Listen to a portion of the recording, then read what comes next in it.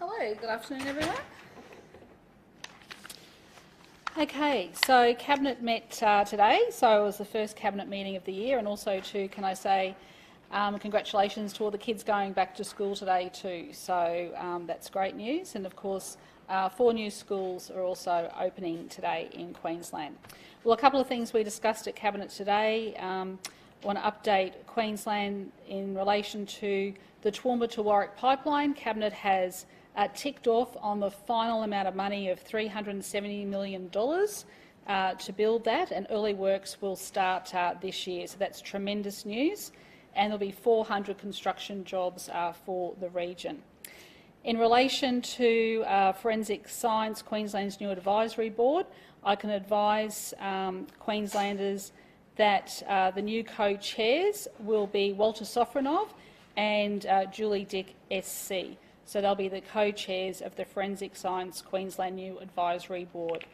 So they're 2 highly respected legal minds, and of course Walter Sofronow did that great report for us, and it's great that he's going to be co-chairing that. Also too, today Cabinet also discussed the Criminal Code Serious Vilification and Hate Crimes and Other Legislation Amendment Bill 2023. Now, what we'll be doing there is that we'll be even strengthening laws further against hate crimes, and the Attorney-General will be addressing you after I finish today, and they'll also be introduced in March of this year. I also want to pay tribute to Vaughan Johnson. Very sad to hear of the passing of Vaughan. He was a great friend of Western Queensland, a very fierce advocate for the bush. He was respected on both sides of politics. He will be sadly missed. I pass on my condolences to his family. One of the true characters of the Queensland Parliament, having served for 25 years. And I will say that about Vaughan, he had the toughest handshake of anyone out west I've ever met. So he will be deeply missed, and I pass on our condolences to him. A really great Queenslander. I'll make a few comments about youth justice, and of course we've seen another tragedy over the weekend, and pass on my sympathies to the family. It's unbelievable that these things are happening, in our state. They're not unique to Queensland. Unfortunately, these tragedies happen elsewhere around the country, and we've announced that we are going to implement a series of strong reforms. Community safety, as I said last time, is absolutely paramount, and people have the right to feel safe in their streets and in their neighbourhoods. And we need to see more police patrols out there. We're going to be introducing very strong legislation. That legislation is being drafted. Some preliminary consultation has already started, and Cabinet discussed this today as well. We are absolutely adamant that the reforms we want to see introduced, and we want to see them implemented. And we are absolutely resolved that the reforms that we announced will take priority and will be implemented. I'm happy to take some questions. Premier, can you see how people here in Queensland are losing faith in this government's responses to youth crime? As I say, I acknowledge that community safety is paramount. We announced a whole range of sweeping changes, and that legislation is being drafted as we speak. Sorry? On the first day when Parliament goes back. Will there be an early return, Premier? No. If things get worse? No, we are getting these laws right. They are going to be strong laws, but also too the consultation is happening now, and they will be ready to be introduced on day 1.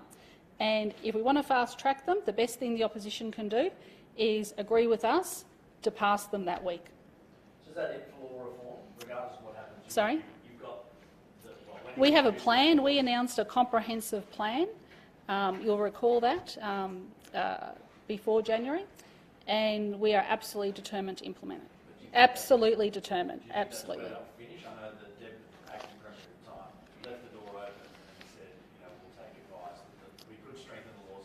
Sure. Do you think what you're going to introduce is going to be enough to tackle the issue of youth crime? It is a very complex issue. I think everyone realises that. Over $800 million has gone into this. We know that there are 300 to 400 repeat offenders that we need to target. We are determined to tackle this. So, look, the reforms we announced are very comprehensive and absolutely our work has commenced on it. Do you think we are in a youth crime crisis? I do acknowledge that there are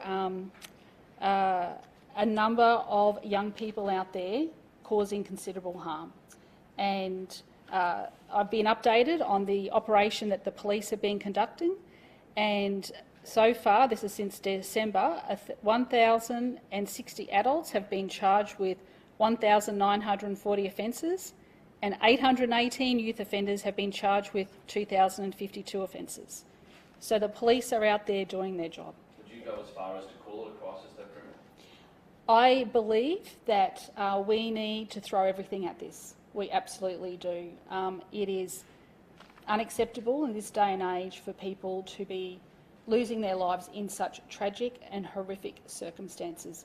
I acknowledge that, and that is why we are absolutely determined as a cabinet and as a government to prioritise these reforms. The Children's Court over the last few weeks, the incident or the alleged incidents of youth crime have been getting more serious in terms of murder. What sort of intel are you getting about why this is happening now? Is it escalating? Well, you can't possibly put a finger on. It could be a whole range of circumstances. Some of these children come from very complex backgrounds. There may be issues to deal with in terms of the people they associate with. I'd like to see these young people get jobs. I'd like to see them into work. I'd like to make sure that they are not experiencing this life on the streets, which is going to lead them down a rabbit warren to a dead-end future. People have the ability to turn their lives around. It takes a community to do this, and it's something that we as a cabinet we're determined to do. It's very, very complex. Do you think it is escalating though, like in the last year? Seriousness? I think it's tragic to see that we've seen two horrific incidents in such a short period of time. The Children's Court of Queensland in its latest annual report points out that the number of children in prison has increased in part due to the changes to the Youth Justice Act over time. There are more kids in jail for a longer amount of time. Do you accept that putting children in prison by itself doesn't actually work? Well, they need to have programs in there to see that they will actually have work when they leave prison. It is incredibly complex. I mean, some of these young people have complex backgrounds, and some of them, we need to help break that cycle of crime. It's a very tough call, and the courts need to do their job. The police need to do their job. In that new suite of policy, is the government putting any additional funding into rehabilitation programs in the child prisons? We announced with $800 million, from memory, about $500 million was going to a whole range of programs, and some of those are rehabilitation programs. And like what has been said before, you've heard the Youth Justice Minister, you've heard the Police Minister, you've heard the Attorney General on all of these issues as well. It is a select cohort here that are causing these horrific offences. Most young people who come in contact with the criminal justice system at a young age are either diverted through youth justice conferencing, which has a high success rate, or they go before a magistrate and they do not repeat offending. But what we are seeing, unfortunately, at the moment is these young people who are repeat offenders that the Police Commissioner has highlighted we need to focus more on. Are you confident the state is doing its job? Because there have been published court decisions where, for instance, a child's been in juvenile detention and hasn't actually undergone the requisite programs due to COVID staff shortages. Are you confident that all these programs Look, that's a good point, and probably COVID did have a bit of an impact on what was being offered at the youth detention facilities. The Children's Court report also mentions deficits in funding for mental health for young people going through the juvenile justice system. Are you satisfied with the amount of support? Yeah, I'm looking forward to getting a report from the new centre we set up, which was the therapeutic model, which actually has more of that focus on those mental health issues. So obviously time will tell. That's only just recently been set up, so we'll get an analysis on that as well. Premier, is the Health Minister up to the job? Because it would appear like the acting Premier needed to step in relation to the Gladstone Hospital birthing unit. Do you have faith that she can fix the issues there? Yeah, absolutely. Look, health is a very, very complex portfolio. It is probably the most complex of government. Yvette has been a former Attorney General, and she strives every day to do the best by the people of this state. My understanding is in relation to the Gladstone maternity services that they are currently in the process of recruiting 4 new obstetricians. I've been briefed on that, which is good news for the Gladstone community. It's probably not. It isn't good enough to not have an obstetrician in a town like Gladstone, who is a city. It's a huge. What I can say is there is a big issue attracting specialists to regional and remote parts of Australia, including Queensland. I think once you get a specialist there, they love the community, but it's getting people there. It is, you can ask the AMA, but the majority of people are in the big cities, and we need to do more to attract specialists to rural and remote communities. And Gladstone's a wonderful place to be, so I'm quite sure once they go there, they're going to love it. Can we expect a cabinet reshuffle anytime soon? No. The concept state of the states report. Yeah, number 1. That's good. Our economy is going really well. I know I might have been negative about it over the last 10 years, but I'll accept number 1. Investment, though, isn't looking so good. Queensland's ranked number 5. What needs to be done to drive more investment in the state? Oh, I think you'll see a lot more of that happening. Our trade commissioners are doing an extraordinary job with Trade Investment Queensland as well, very much focused on opening up some of those markets that have been hurt by COVID. But what we found, and what I said to Queensland, is that if we had a strong health response, our economy would recover well, and our economy is going great guns. From where I sit, I'm absolutely proud that our economy is firing in Queensland. There's a worry that in the months to come, the economy as a whole nationally will start to slow quite significantly. Are you confident that Queenslanders will be able to hold onto their jobs, continue to spend in the state? Yeah, well, because we're a diversified economy. Anyone who looks at our economy knows that we have great depth, and there's so much more opportunities there. And of course, we've got those big investments that will be happening in our solar and energy jobs plan. When can we expect the Gabba redevelopment plan? I'll be speaking with the Prime Minister. I think we've got National Cabinet coming up soon, so I'll have another catch up with him about that. Just a few questions on DNA. This Yes. board, what will be the first priorities, do you think? We've got the co-chairs. The Attorney General and Minister Darth are finalising the rest of that panel, and then they'll be able to update you. But we just want to make sure we've got the co-chairs in place to make sure that they'll be able to drive those reforms. And why did you choose those? Did you appoint those two? We appointed them today at Cabinet. And why, They came to did Cabinet. you choose them to be judged? Oh, well, I think Walter Sofronoff is the expert on DNA. It's great that we were able for him to stay on and do that for 18 months of the implementation, and I think Julie Dick's very well regarded as well. And just the DNA lab managers, they were given a show cause notices, and the deadline for them to reply was early this month. Are they still in their jobs? I'll have to find out for you on that. Just on youth justice again. Yes. The new suite of measures mentioned, 2 new youth defenders. Yes. Presumably in Cairns. Where will the other one be? Will be in the southeast. There'll be one in the southeast and one in the far north. Yeah. Okay. Thank you, everyone. Lovely to be back. How many holidays, Brian? Very good, thank you.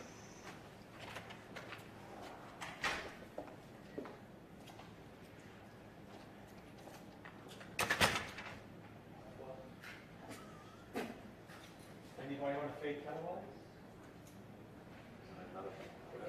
Nothing here. There's another person.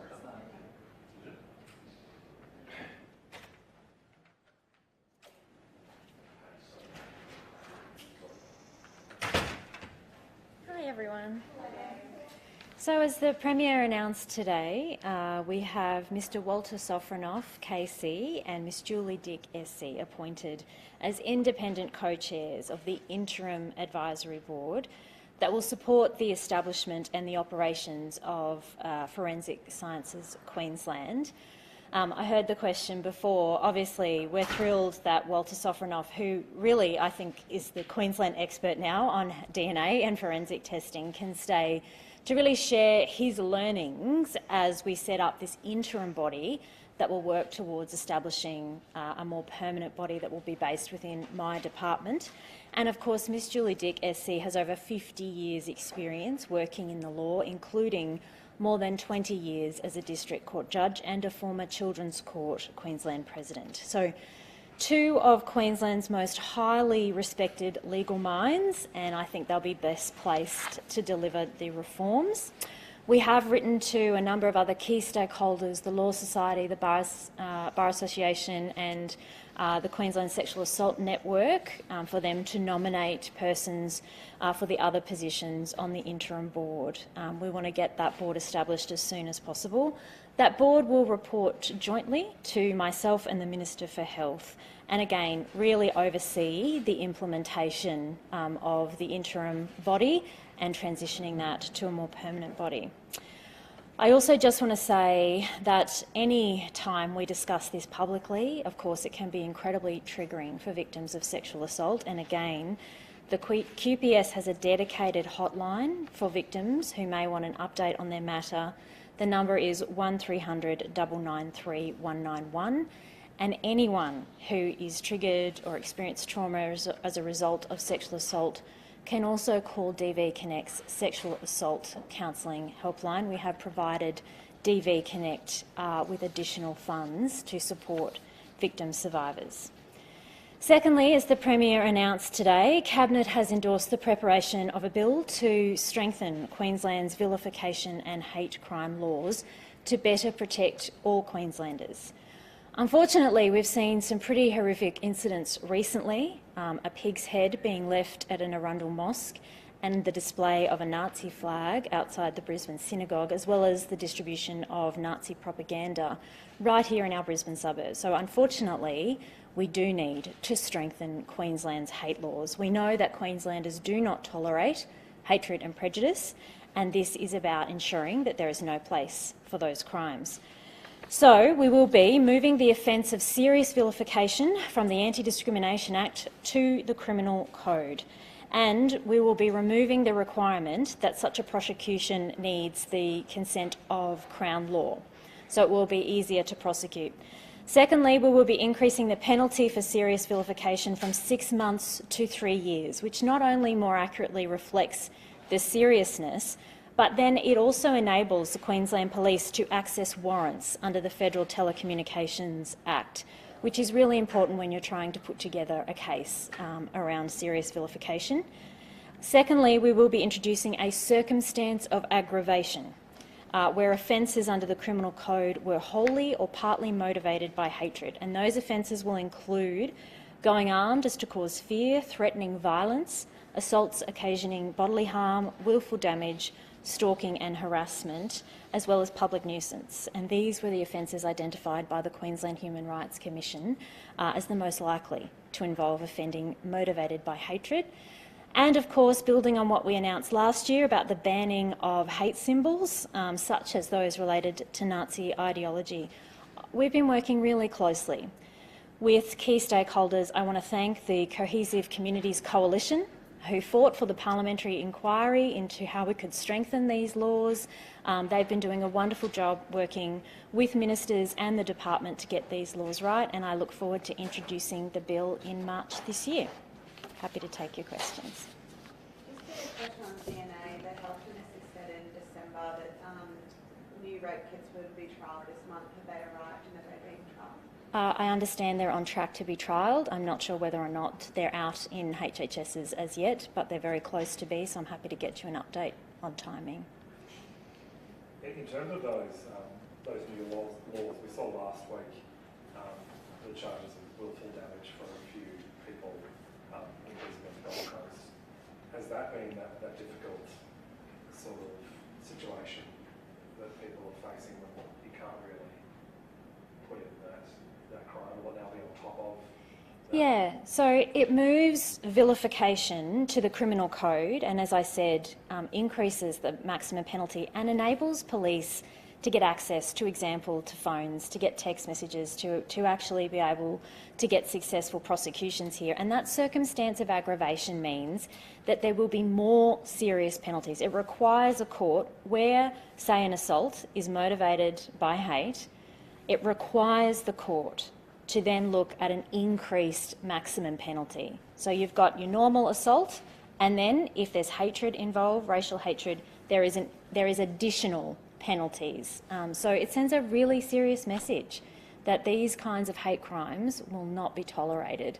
And obviously we've been working with the community, with the police, with the DPP on how we can make these laws work. But we will be, I think, only WA has a circumstance of aggravation for hate crimes in their criminal code. So it is, again, Queensland really leading the way with some of these changes. The government's fast-tracking all these youth justice laws. There'll be the first sitting next month. When are we expected to see legislation from the McMurdo review, and why isn't that being fast-tracked? So the McMurdo review has a number of recommendations. So the first tranche of that was introduced in October, and I expect that will come up for debate in the first couple of sitting weeks. So the committee obviously has looked at that now. It will come back for debate. As I said, it is incredibly important that we get those laws through before then we look at a second bill later this year. But again, I'll work with the Leader of the House to make sure that those laws do get debated in the upcoming sitting weeks. There's a lot to do.